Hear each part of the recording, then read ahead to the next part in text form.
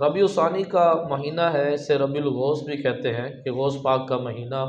اس مہینے میں غوث پاک رضی اللہ تعالیٰ عنہ کا عرس پاک منایا جاتا ہے، بڑی 11ویں شریف ہوتی ہے۔ یہ عرس وغیرہ کیوں کیے جاتے ہیں؟ اللہ تبارک و تعالیٰ کا فرمان قرآن مجید کے اندر اللہ تعالیٰ نے ارشاد فرمایا وَاتَّبِعْ سَبِیلَ مَنْ أَنَابَ إِلَیَّ، کہ ان کے راستے پر چلو جنہوں نے میری طرف رجوع کیا، جن لوگوں نے میری طرف رجوع کیا ان کے راستے پر چلو۔ جیسے سورہ فاتحہ میں فرمایا کہ اہدنا الصراط المستقیم، کہ اللہ ہمیں سیدھے راستے پر چلا۔ سیدھا راستہ کون سا؟ صراط الذین انعمت علیہم، کہ ان کا راستہ جن پر تو نے انعام کیا، انعام یافتہ لوگوں کے راستے پر ہمیں چلا، کیونکہ انعام یافتہ جو لوگ ہیں جن پر اللہ تعالیٰ نے انعام کیا وہ صراط مستقیم پر چلتے ہیں۔ تو اللہ تبارک و تعالیٰ ارشاد فرما رہا کہ ان کے راستے پر چلو جنہوں نے میری طرف رجوع کیا۔ کنہوں نے اللہ پاک کی طرف رجوع کیا؟ صحابہ کرام، اہل بیت، اولیاء کرام۔ انہوں نے اپنی زندگیاں اللہ تبارک و تعالیٰ کی عبادت کے لیے، اللہ کے دین کے لیے وقف کر دی۔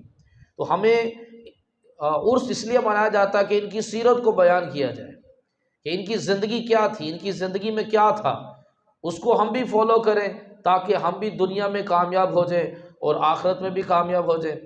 غوث پاک رحمۃ اللہ تعالیٰ علیہ کی زندگی کے 3 حصے ہم کرتے ہیں۔ غوث پاک رحمۃ اللہ تعالیٰ علیہ جو ہے ان کی 91 سال آپ کی عمر تھی۔ آپ کے جو زندگی کے جو پہلے 18 سال ہیں وہ آپ کے اپنے ہی علاقے جیلان میں گزرے۔ 18 سال کے بعد آپ کو اشارہ ہوتا ہے، پہلا اشارہ ہوتا ہے علم کا۔ آپ ایک بیل کے پیچھے جا رہے تھے تو بیل نے فصیح عربی میں کہا کہ یا عبد القادر جیلانی ما لی ھذا خلقتا، کہ عبد القادر جیلانی تجھے اس لیے پیدا نہیں کیا گیا۔ پھر آپ اپنے گھر کی چھت پر چڑھے تو جیلان سے آپ کو میدان عرفات نظر آیا، اور آپ نے دیکھا کہ لوگ سب حج کے لیے جمع ہیں اور دعا کے لیے ہاتھ اٹھائے ہوئے ہیں۔ 18 سال کی عمر ہے اور آپ کی والدہ کی عمر اس وقت 80 برس تھی، اور آپ 2 بھائی تھے، والد صاحب کا انتقال ہو چکا تھا۔ تو 18 سال کی عمر میں یا 16 سال کی عمر میں اپنی والدہ سے کہتے ہیں کہ مجھے یہ اشارہ ہوا ہے کہ میں علم حاصل کروں، میں علم حاصل کرنے کے لیے جاؤں۔ اب 80 سال کی عمر میں والدہ کہے گی کہ بیٹا تم میری عمر دیکھ رہے ہو، میرا بڑھاپا ہے اور بڑھاپے میں مجھے تمہاری ضرورت ہے، اور ایسی 80 سال کی عمر میں ہوں، کبھی بھی میرا انتقال ہو سکتا ہے، تم جاؤ پیچھے میرا انتقال ہو جائے تو۔ لیکن وہ اس وقت کی مائیں تھیں کہ جو ایسے جوان پیدا کرتی تھیں، جو حضور نے فرمایا کہ مجھے عورتوں سے محبت ہے کہ یہ ایسے نوجوان پیدا کریں گی جو میرے رب کی عبادت کریں گی اور میرے دین کی تبلیغ کریں گی۔ یہ وہی عورتیں تھیں جن کے حوالے سے جن عورتوں کو حضور پسند فرماتے تھے۔ تو انہوں نے کہا کہ جاؤ بیٹا علم حاصل کرو، اور تمہاری اور میری ملاقات اب قیامت والے دن ہوگی۔ اور جاتے جاتے نصیحت کیا کی کہ بیٹا کبھی جھوٹ نہیں بولنا۔ تو آپ غوث پاک رحمۃ اللہ تعالیٰ علیہ علم حاصل کرنے کے لیے روانہ ہو گئے، اور والدہ نے کہا کہ اب واپس نہیں پلٹنا، اب تم اور میں اب قیامت والے دن ملیں گے۔ اب آپ نے 18 سال کی عمر سے لے کر 51 سال کی عمر تک آپ نے علم حاصل کیا۔ اس میں عبادات، مجاہدات، آپ کثرت سے روزے رکھتے، بھوکے رہتے، اللہ پاک کی عبادت کرتے، خوب علم حاصل کرتے۔ اب یہ جو عرصہ بنتا ہے یہ 33 سال کا عرصہ بنتا ہے۔ 33 سال باقاعدہ آپ علم حاصل کرتے رہے، مجاہدے کرتے رہے اور عبادات کرتے رہے۔ 51 سال کی عمر میں آپ کو دوسرا اشارہ ہوتا ہے کہ آپ اب نیکی کی دعوت دینا شروع کریں، آپ تبلیغ کا سلسلہ شروع کریں۔ اور پھر 51 سال کی عمر میں آپ نے تبلیغ کا سلسلہ شروع کیا، اور یہ عرصہ بنتا ہے 40 سال۔ 40 سال مسلسل آپ نے دین متین کی خدمت کی اور آپ نے تبلیغ کا سلسلہ شروع کیا۔ غوث پاک رحمۃ اللہ تعالیٰ کی جس رات ولادت ہوئی، اس رات آپ کی ولادت سے پہلے آپ کے والد محترم حضرت ابو صالح موسیٰ جنگی دوست، موسیٰ جنگی دوست اس لیے کہا جاتا ہے کہ آپ اپنے نفس کے ساتھ بڑا مجاہدہ کیا کرتے تھے، اپنے نفس کے ساتھ لڑا کرتے تھے۔ یاد رکھیے گا کہ جو بندہ اپنے ساتھ جنگ نہیں نہ کرتا وہ نفس و شیطان سے بچ نہیں سکتا۔ نبی پاک صلی اللہ علیہ وسلم جب غزوے سے واپس آ رہے تھے تو حضور نے فرمایا تھا کہ ہم جہاد اصغر سے جہاد اکبر کی طرف جا رہے ہیں۔ کافروں سے لڑنا جہاد اصغر ہے، اور اپنے نفس سے لڑنا جہاد اکبر ہے، کیونکہ ہمارے اندر جو نفس ہے نا یہ ہمیں برائی کی طرف لے کر جاتا ہے، ہمیں اس کے ساتھ لڑنا ہے، اس کی نہیں ماننی، اور اس نفس کو اچھائی کا پابند بنانا ہے، اچھائی کی طرف لے کر جانا ہے۔ تو آپ کے والد گرامی اپنے نفس کی بڑی مخالفت کرتے تھے، اس لیے آپ کو جنگی دوست کہا کرتے تھے لوگ۔ تو انہوں نے خواب میں حضور صلی اللہ علیہ وسلم کا دیدار کیا، نبی پاک صلی اللہ علیہ وسلم کی زیارت نصیب ہوئی۔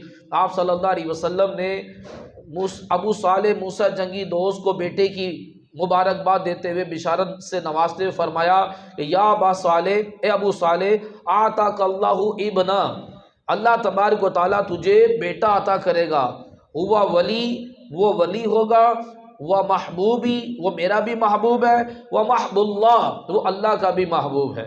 پھر آپ صلی اللہ علیہ وسلم نے مزید فرمایا کہ ابو صالح، اولیاء کرام کے درمیان تمہارے بیٹے کی وہی شان ہوگی جو میری شان نبیوں کے درمیان ہے۔ ایک فارسی کا شعر ہے کہ غوث اعظم درمیان اولیاء، چو محمد درمیان انبیاء، یعنی کہ نبی کریم صلی اللہ علیہ وسلم کا مقام و مرتبہ جو انبیاء کے درمیان ہے، کیا ہے کہ حضور امام الانبیاء ہیں، وہی مقام و مرتبہ غوث پاک کا اولیاء کے درمیان ہے کہ آپ امام الاولیاء ہیں، آپ ولیوں کے سردار ہیں۔ تو حضور غوث پاک رحمت اللہ تعالیٰ علیہ کو 18 سال کی عمر میں آپ نے علم حاصل کرنا شروع کیا، اس کے بعد آپ عبادات اور مجاہدات کرتے رہے، اور اس کے بعد آپ نے تبلیغ کا سلسلہ شروع کیا۔ نبی کریم صلی اللہ تعالیٰ علیہ وسلم نے ارشاد فرمایا، طلب علمی فریضۃ علی کل مسلم، علم کا حاصل کرنا فرض ہے۔ تو سب سے پہلی چیز جو بندے پر فرض ہوتی ہے وہ علم حاصل کرنا، علم حاصل کرنے کے بعد پھر اس کے اوپر عبادات فرض ہوتی ہیں بالغ ہونے پر۔ وما خلقت الجن والانس الا لیعبدون، اے جن انس فقط تمہیں عبادت کے لیے پیدا کیا۔ پھر تیسری چیز جو بندے کے اوپر فرض ہوتی ہے، کنتم خیر امۃ اخرجت للناس تأمرون بالمعروف وتنہون عن المنکر، کہ تم بہترین امت ہو، لوگوں کے لیے نکالے گئے ہو، نیکی کی دعوت دیتے ہو اور برائی سے منع کرتے ہو۔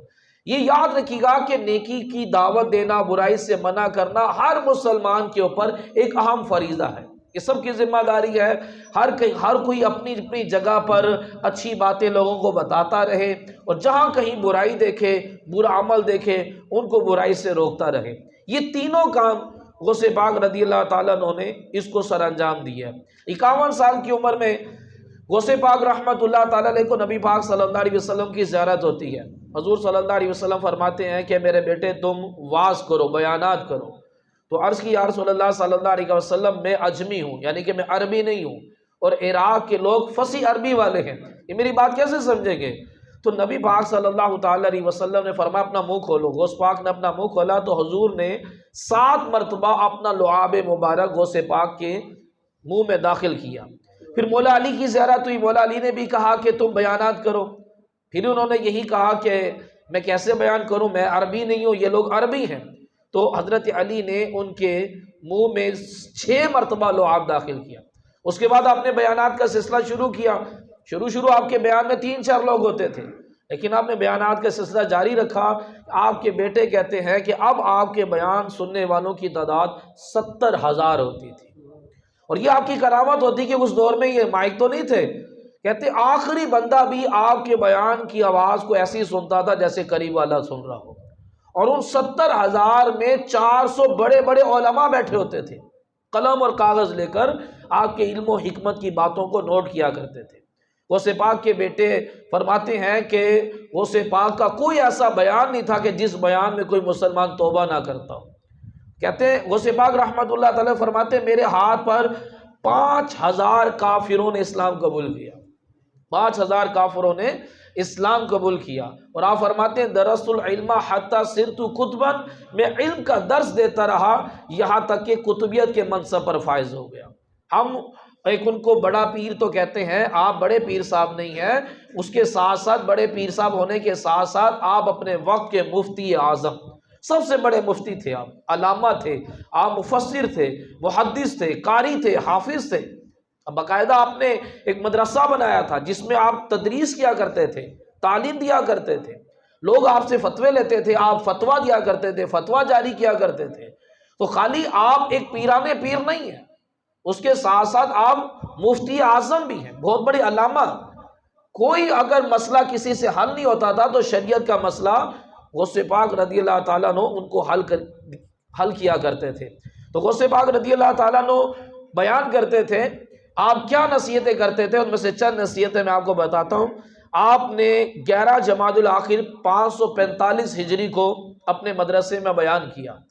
آپ نے فرمایا کہ مالداروں، اگر دنیا اور آخرت کی بھلائی چاہتے ہو، یہ آپ کا بیان مالداروں کے لیے تھا کہ مالداروں اگر دنیا اور آخرت کی بھلائی چاہتے ہو تو اپنے مال کے ذریعے غریبوں سے ہمدردی کرو۔ پھر غوث پاک نے ایک حدیث پاک بیان فرمائی کہ نبی کریم صلی اللہ تعالی علیہ وسلم نے ارشاد فرمایا کہ لوگوں، یہ جتنی بھی مخلوق ہے یہ اللہ پاک کی عیال ہے، تو اللہ پاک کا زیادہ پیارا وہ ہے جو اللہ پاک کے عیال کو زیادہ فائدہ پہنچائے، یعنی کہ خیر الناس من ینفع الناس، بہترین انسان وہ ہے جو لوگوں کو نفع پہنچاتا ہے۔ ہم نفع پہنچانے والے بن جائیں، مال کے ذریعے، اچھی باتوں کے ذریعے، ان کو دین سکھانے کے ذریعے، کسی کی اچھی جائز سفارش کرنا، کسی کو سیدھا راستہ بتانا، یعنی کہ ہم لوگوں کو فائدہ پہنچائیں، ہمارے ذریعے سے لوگوں کو نفع پہنچے۔ بہترین انسان وہ ہے جو دوسروں کو نفع پہنچاتا ہے۔ تو غوث پاک رضی اللہ تعالیٰ نے فرمایا کہ مالداروں، اپنے مال کے ذریعے غریبوں کے ساتھ ہمدردی کیا کرو۔ غوث پاک رحمۃ اللہ تعالیٰ نے خود بہت زیادہ غریبوں کے ساتھ ہمدردی کیا کرتے تھے۔ آپ نے دیکھا کہ ایک شخص بڑا پریشان واپس پلٹا، اس نے دریا کے اس پار جانا تھا، اس نے کوئی کشتی والے سے بات کی، پتہ نہیں ان کی آپس میں کیا بحث و مباحثہ ہوا، یہ پریشان واپس پلٹ آیا۔ آپ نے فرمایا کیا ہوا؟ کہنے لگا کہ مجھے بہت ضروری دریا کے اس پار جانا، میرے پاس رقم نہیں تھی، مجھے کشتی والے نے کشتی میں بیٹھنے نہیں دیا۔ تو آپ نے اس کو 30 دینار دیے، فرمایا کہ جا کر یہ کشتی والے کو دے دو سارے کے سارے پیسے، اس سے کہنا کہ آج کے بعد کسی غریب کو کشتی میں بیٹھنے سے منع نہ کرے۔ تو کس طرح آپ غریبوں کی ہمدردی کیا کرتے تھے۔ غوث پاک رحمۃ اللہ تعالیٰ علیہ حج کے لیے جا رہے تھے، تو ایک گاؤں میں شام ہوگی، آپ نے اس گاؤں میں رات گزارنا چاہا، تو ہر ایک کی خواہش تھی کہ غوث پاک میرے گھر میں آرام فرمائیں۔ تو آپ نے اپنے بیٹے سے کہا کہ آپ تم جا کر سروے کرو کہ اس گاؤں میں سب سے غریب کون سا ہے۔ اس نے تھوڑا سا راؤنڈ لگایا تو اس نے دیکھا کہ ایک بوڑھا اور ایک بوڑھی ہیں، اور بالکل ہی ان کے گھر میں کچھ بھی نہیں ہے، اور دیواروں کے بجائے پھٹی پرانی چادریں لٹکی ہوئی ہیں، اور ایک ان کی بیٹی ہے۔ تو کہا کہ یہ سب سے بڑا غریب ہے۔ تو غوث پاک نے اس کے گھر میں رکنا قیام فرمایا جو سب سے بڑا غریب تھا۔ تو اب جب لوگوں کو پتہ چلا کہ غوث پاک وہاں ٹھہرے ہوئے ہیں، اب آس پاس کے لوگ آپ کی زیارت و ملاقات کے لیے آئے، کوئی بیل لے کر آ رہا ہے، کوئی سونا لے کر آ رہا ہے، کوئی اناج لے کر آ رہا ہے، نذرانے لے کر آ رہے تھے۔ غوث پاک نے سارے نذرانے قبول کرتے رہے، اور صبح کو وہ سارے نذرانے اس غریب کو کے حوالے کر کر آپ حج کی طرف روانہ ہو گئے۔ جب آپ حج سے واپس پلٹے اور 2 سال کے بعد دوبارہ جب اس گاؤں میں حاضری ہوئی، تشریف آوری ہوئی، تو وہ بوڑھا جو گاؤں کا سب سے غریب تھا، غوث پاک نے ایک رات گزاری اس کے گھر میں، اس گاؤں کا سب سے امیر و کبیر انسان بن گیا۔ تو فرمایا کہ مالداروں، اپنے مال کے ذریعے غریبوں کے ساتھ ہمدردی کرو۔ مالدار انسان دنیا کا بہترین انسان ہوتا ہے۔ نبی پاک صلی اللہ تعالی علیہ وسلم نے ارشاد فرمایا کہ وہ شخص جس کو اللہ تعالیٰ نے علم دیا اور اس کو مال بھی دیا، تو وہ علم کے ذریعے حلال طریقے سے مال حاصل کرتا ہے اور حلال جگہ پر اپنی رقم کو خرچ کرتا ہے، فرمایا کہ وہ کائنات کا بہترین انسان ہے۔ مالدار انسان دنیا کا بہترین انسان ہوتا ہے اگر وہ اپنے مال سے غریبوں کی مدد کرے، مسجدیں مدرسے بنائے، دین اسلام کی سربلندی پر خرچ کرے، زکوٰۃ دے، حج کرے، عمرہ کرے، اچھا استعمال کرے اپنے مال کا، تو وہ مالدار انسان، نبی پاک صلی اللہ تعالی علیہ وسلم نے ارشاد فرمایا کہ وہ کائنات کا بہترین انسان ہے۔ پھر غوث پاک کا دوسرا بیان 10 شوال المکرم 545 ہجری میں اتوار کا دن تھا، صبح کے وقت غوث پاک رحمۃ اللہ تعالی نے بیان فرمایا، اور بیان کی ابتدا آپ نے حضور کی حدیث سے کی۔ حدیث کیا تھی؟ آپ نے فرمایا کہ نبی کریم صلی اللہ علیہ وسلم نے ارشاد فرمایا کہ جس کے لیے بھلائی کا دروازہ کھولا جائے اسے چاہیے کہ جلدی داخل ہو جائے، کیونکہ اسے نہیں معلوم کہ دروازہ کب بند ہونے والا ہے۔ یعنی کہ جب تک یہ سانسیں چل رہی ہیں تو نیکیوں کا دروازہ کھلا ہوا ہے، جلدی جلدی نیکیاں کر لیں، کیونکہ جیسے ہی موت آئے گی دروازہ بند ہو جائے گا، پھر اس کو نیکیاں کرنے کا موقع نہیں ملے گا۔ آج جتنی دعا مانگنی ہے دعا مانگ لے، مرنے کے بعد دعا مانگے گا، مرنے کے بعد رب نہیں سنے گا۔ آج اللہ پاک سنے گا، مرنے کے بعد اس کی کوئی دعا قبول نہیں کی جائے گی۔ یا اللہ میری، اللہ پاک سے دعا کرے کہ یا اللہ مجھے ایک مہلت دے دے، میں نیکیاں کروں گا، لیکن اس کو مہلت نہیں دی جائے گی۔ آج بھلائی کا دروازہ کھلا ہوا ہے، حضور نے فرمایا جلدی داخل ہو جائے، دیر نہ کرے۔ کسی کو کہا جاتا ہے نماز پڑھے، وہ کہتا ہے جمعے سے شروع کروں گا، کوئی کہتا ہے رمضان سے شروع کروں گا، کسی کو کہا جاتا ہے کہ آپ نے چہرے پہ داڑھی سجا لو، تو کہتا ہے کہ حج کے بعد رکھوں گا، شادی کے بعد رکھوں گا۔ بھائی کچھ پتہ نہیں، حضور فرما رہے ہیں جلدی داخل ہو جاؤ، تمہیں نہیں معلوم کہ وہ دروازہ کب بند ہونے والا ہے۔ تو آپ نے اس طرح لوگوں کو واعظ و نصیحت کی، فرمایا لوگوں تم نے جو اپنا نقصان کر لیا ہے اسے پورا کرو، یعنی کہ اپنی زندگی میں جو گناہ کر چکے ہو اتنی عبادت کرو، اتنی نیکیاں کرو کہ ان گناہوں کا کفارہ ہو جائے۔ پھر فرمایا کہ ان برائیوں کو نیکیاں کر کر ان کو دھو ڈالو، انہیں ٹھیک کرو، دل پر جو گناہوں کی سیاہی چڑھا بیٹھے ہو اسے صاف کرو، جو تم نے لوگوں کا ناحق مال لیا ہے اسے واپس لٹا دو، اپنے مالک و مولا کی نافرمانی سے واپس لوٹ آؤ، اللہ پاک کے دروازے پر حاضر ہو جاؤ۔ یہاں کوئی نہیں ہے، صرف اللہ خالق و مالک ہے۔ اگر تم اس کے در پر حاضر ہو تو تم اس کے بندے ہو، اور اگر تم مخلوق کی طرف متوجہ ہو جاؤ، یعنی کہ صرف تم مال و دولت کمانے کی طرف اور تمہارا دھیان مالداروں کی طرف ہے، تو فرمایا کہ پھر تم مخلوق کے بندے ہو۔ اگر ہمارے پاس پریشانی آئی ہے تو ہمارا یہ ہے کہ کوئی رشتہ دار، کوئی پڑوسی میری پریشانی دور کرے، میرا قرضہ اتار دے، اور ہم نے رب سے مدد نہیں مانگی، ہم نے رب سے دعا نہیں کی، اس کا مطلب یہ ہے کہ ہم رب کے بندے نہیں ہیں، مخلوق کے بندے ہیں۔ اور میں اللہ کی بارگاہ میں حاضر ہو جاؤ۔ اگر تم اللہ کی بارگاہ میں حاضر نہیں ہو رہے، تمہاری نظریں لوگوں کی جیبوں کی طرف ہے، اور تمہیں مثلا مال کمانے کی پڑی ہے، لوگوں کی جیبوں پہ نظر ہے، کسی طرح دھوکے سے اس کا مال میں اپنی طرف کھینچ لوں۔ ہر بندہ اپنے اپنے ٹیلنٹ کے مطابق لوگوں کی جیبیں خالی کرنے کی کوشش کرتا ہے، قاری قرات کے ذریعے، نعت خواں اپنی نعت کے ذریعے، انجینئر اپنی انجینئرنگ کے ذریعے، ڈاکٹر اپنی ڈاکٹری کے ذریعے، سیاستدان اپنی سیاست کے ذریعے، اپنے ٹیلنٹ کے مطابق وہ لوگوں کے مال کھینچنے کی کوشش کرتا ہے۔ فرمایا تم اللہ کے بندے نہیں ہو، تم مخلوق کے بندے ہو، تمہیں مخلوق کا مال نظر آ رہا ہے۔ اس طرح سے آپ نے لوگوں کو نصیحت پہنچائی، نصیحت دی۔ چوتھا بیان آپ کا 12 شوال المکرم 545 ہجری کو شام کے وقت آپ نے کیا۔ آپ نے فرمایا 4 باتیں بیان کی غوث پاک نے۔ فرمایا کہ تم اپنے علم پر عمل کیوں نہیں کرتے؟ جتنا تمہارے پاس علم ہے کیا اتنا تمہارا عمل ہے؟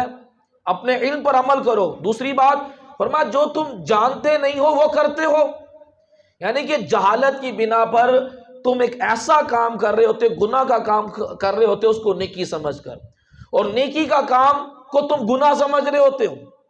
تم نے قرآن حدیث کی علم حاصل نہیں کیا، جہالت کی بنا پر ایک کام گناہ ہے تم اس کو نیکی سمجھ رہے ہو، ایک کام نیکی ہے تم اس کو گناہ سمجھ رہے ہو۔ اس کی چھوٹی مثال دے دیتا ہوں۔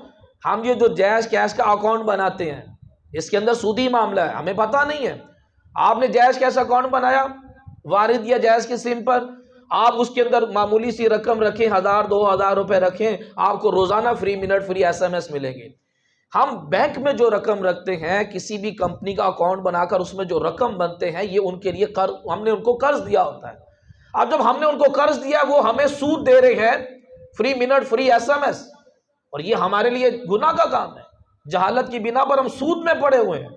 تو اس کا میں ایک حل بنا دیتا ہوں کہ اگر آپ نے جائز کیش اکاؤنٹ بنانا ہے تو آپ وارد اور جائز کی سم پر نہ بنائیں، آپ زونگ کی سم پہ بنا لیں، ٹیلی نار کی سم پر بنا لیں، اس پر بھی بن جاتا ہے۔ میں نے زونگ کی سم پر یہ جائز کیش اکاؤنٹ بنایا ہوا ہے، آپ کوئی فری منٹ فری SMS نہیں ملے گا، آپ سود سے بچ جائیں گے۔ تو اگر جائز اور وارد کی سم پر آپ نے یہ اکاؤنٹ بنایا ہوا ہے، فوراً اس کو آپ بند کروائیں، اور آپ زونگ اور ٹیلی نار کی سم پر یہ اکاؤنٹ بنائیں تاکہ ہم سود کے گناہ سے بچیں۔ اگر آپ کہو جی میں تو نہ فری منٹ یوز کرتا ہوں نہ فری SMS یوز کرتا ہوں، لیکن آپ سودی معاہدے پر ایگریمنٹ کر چکے ہیں، یہ بھی گناہ کا کام ہے۔ اگر آپ وہ فری منٹ استعمال نہیں کر رہے، فری SMS استعمال نہیں کر رہے، پھر بھی ہم سود کے گناہ میں مبتلا ہو رہے ہیں۔ تو غوث پاک نے فرمایا کہ تم جہالت کی بنا پر نیکی کو گناہ سمجھ رہے ہوتے ہو اور گناہ کو نیکی سمجھ رہے ہوتے ہو۔ پھر آپ نے فرمایا کہ لوگوں کے لیے علم دین کے راستے میں رکاوٹ نہ بنو، جو لوگ علم حاصل کر رہے ہیں ان کی مدد کرو تاکہ وہ زیادہ سے زیادہ علم حاصل کر سکے۔ اب جیسے کہ ہماری مسجد میں مدرسہ بھی چل رہا ہے اور دعوت اسلامی 5000 سے زیادہ مدرسے چلا رہی ہے، 6,95,000 اس وقت طالب علم زیر تعلیم ہیں، تو کہا جاتا ہے کہ اب جیسے پچھلے مہینے مسجد کا بل آیا 25,000 روپے، اور مسجد کی جو جھولی تھی وہ 2,500 روپے 3,200 روپے اتنے ہیں، تو آپ خود غور کریں کہ کس طرح سے نظام چلے گا۔ اب میری آپ سے ریکویسٹ ہے کہ جو 20 روپے دیتے ہیں وہ 50 روپے دے دیں، کیونکہ مہنگائی بڑی بڑھ گئی ہے۔ جو 50 دیتے ہیں وہ 100 ڈال دیا کریں، جو 100 ڈالتے ہیں وہ 200 دے دیں، یعنی کہ اپنی تھوڑی رقم بڑھا دیں تاکہ علم حاصل کرنے میں جو بچے علم حاصل کر رہے ہیں اس میں رکاوٹ نہ بنے۔ اور غوث پاک رحمت اللہ تعالیٰ علیہ نے بڑی پیاری نصیحت فرمائی، فرمایا کہ 3 کام ہیں جو تم نے مرتے دم تک جاری رکھنے ہیں۔ نمبر 1، ہر عمل شریعت کے مطابق ہو۔ نمبر 2، جن کاموں سے شریعت نے منع کیا ان سے باز رہو۔ اور تیسرا بڑی پیاری نصیحت کی، فرمایا کہ تقدیر پر راضی رہو۔ ہم غمگین پریشان رہتے ہیں، جو نعمتیں ہیں ان سے ہم خوش نہیں ہوتے، اور ہم دوسروں کو دیکھ دیکھ کر غمگین اور پریشان ہوتے رہتے ہیں۔ آپ ایک درسی کہانی ہے، ذرا غور سے سنیں، انشاءاللہ اس کا بڑا فائدہ ہوگا۔ کوا تھا، کوا بڑی خوشی زندگی گزار رہا تھا، بڑی خوشحال زندگی گزار رہا تھا، جہاں دل کرتا اڑتا اور جہاں دل کرتا رات کو خوشبودار درخت پہ آرام کرتا، جو چاہتا کھاتا، یوں اپنی لائف سے بڑا خوش تھا وہ۔ اچانک کوے کی نظر پڑ گئی کبوتر پر۔ کبوتر گورا چٹا، اس نے اپنے آپ کو دیکھا میں کالا سیاہ۔ اب یہ بڑا پریشان ہوا کہ کبوتر اتنا خوبصورت اور میں اتنا بدصورت کالا سیاہ۔ اب یہ روزانہ غمگین اور پریشان رہنے لگ پڑا کہ میں تو کالا ہوں، نہ اس کا کھانے کو دل کرتا، نہ اڑنے کو دل کرتا، نہ اس کو رات کو نیند آتی۔ کہاں بڑی خوشحال زندگی گزار رہا تھا، پریشان زندگی گزارنے لگ پڑا۔ کوا ایک دن کبوتر کے پاس گیا، کہنے لگا تم اپنی زندگی سے کتنے خوش ہو گے نا، کہ تم کتنے گورے چٹے کتنے خوبصورت ہو۔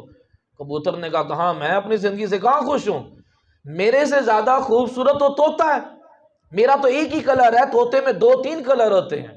کوے نے کہا اچھا۔ کوا طوطے کے پاس گیا، طوطے سے کہا کہ تم اپنی زندگی سے تو بڑے خوش ہو گئے، تم کتنے خوبصورت ہو، تمہارے 2-3 کلر ہیں۔ طوطے نے کہا کہاں، میں اپنی زندگی سے کہاں خوش ہوں، میرے تو صرف 2-3 ہی کلر ہیں، جا کے مور کو دیکھو، مور میں سینکڑوں کلر ہیں، میرے سے زیادہ مور خوبصورت ہے۔ اب کوا گیا، مور کیونکہ چڑیا گھر میں پنجرے میں بند ہوتا ہے، اب وہ کوا گیا چڑیا گھر اور مور سے کہا کہ تم تو اپنی زندگی سے بڑے خوش ہو گئے، کتنے خوبصورت ہو، تمہارے کتنے زیادہ کلر ہیں۔ تو مور نے کہا کہ میں اپنی زندگی سے کہاں خوش ہوں، اس خوبصورتی نے تو مجھے جیل میں بند کروا دیا ہے، نہ میں اپنی مرضی سے کھا سکتا ہوں، نہ میں اپنی مرضی سے اڑ سکتا ہوں۔ کہتا ہے اس چڑیا گھر میں جتنے بھی پرندے ہیں سب کے سب خوبصورت پنجروں میں بند ہیں، اور تم اپنی مرضی سے اڑتے ہو، کھاتے ہو، پیتے ہو، جہاں دل کرتا ہے وہاں سوتے ہو۔ اب جا کر کوے کے 14 طبق روشن ہوئے کہ واقعی اس مور سے تو میں بہت زیادہ لاکھ درجے بہتر ہوں، کہ اپنی مرضی کا کھاتا ہوں، اپنی مرضی سے اڑتا ہوں، اپنی مرضی سے سوتا ہوں۔ تو ہم دیکھ رہے ہوتے ہیں سیٹ کو فارچونر گاڑی میں جا رہا ہے، اور بھائی آپ کو کیا پتا، اس کو جا کر چیک کرو، پھر تمہیں پتا چلے گا کہ تم اس سے کئی لاکھ درجہ بہتر ہو۔ تو جو اللہ پاک نے نعمتیں دی، غوث پاک نے فرمایا اللہ کی تقدیر پر راضی رہو، جو تمہارے پاس ہیں اس سے خوش ہو، اپنی لائف انجوائے کرو، یہ نہ دیکھو کہ اس کے پاس یہ ہے، اس کے پاس یہ ہے، اپنی جو اللہ تعالیٰ نے دیا ہے وہ ہمارے لیے بہتر ہے۔ کوے کا بدصورت ہونا کہنے لگا میرے لیے کتنا بہتر ہے، نہ کوئی مجھے قید کرتا ہے، نہ پنجرے میں ڈالتا ہے، نہ کوئی میرا شکار کرتا ہے۔ جتنے خوبصورت پرندے ہیں ان کو قید میں ڈال دیا جاتا ہے، ان کا شکار کیا جاتا ہے، ان کا پنجرے میں بند کر دیا جاتا ہے۔ تو اللہ تبارک و تعالیٰ نے ہمیں جس حال میں رکھا ہے وہ ہمارے لیے 100% درست ہے، وہ ہماری لائف کے لیے بیسٹ ہے۔ اپنی لائف انجوائے کریں، غمگین اور پریشان نہ رہیں کہ یہ کیوں، تو وہ فلاں اس کے پاس یہ ہے، اس کے پاس یہ ہے، بھائی میرے پاس جو ہے وہ بھی بڑا کچھ ہے۔ تو غوث پاک نے بڑی پیاری نصیحت کی۔ تو میرے محترم اسلامی بھائیوں، ہم اپنے سے اوپر والے کو دنیاوی معاملات میں حضور نے فرمایا نیچے والے کو دیکھو، اوپر والے کو نہ دیکھو۔ نیکیوں کے معاملے میں اپنے سے اوپر والے کو دیکھو۔ میں تو صرف 5 نمازیں پڑھتا ہوں، فلاں تو تہجد بھی پڑھتا ہے، میں تو صرف روزانہ ہفتے میں 1 بار قرآن پڑھتا ہوں، یہ روزانہ قرآن پڑھتا ہے۔ نیکیوں میں اپنے سے اوپر والے کو دیکھنا چاہیے۔ اللہ تبارک و تعالیٰ سے دعا ہے کہ اللہ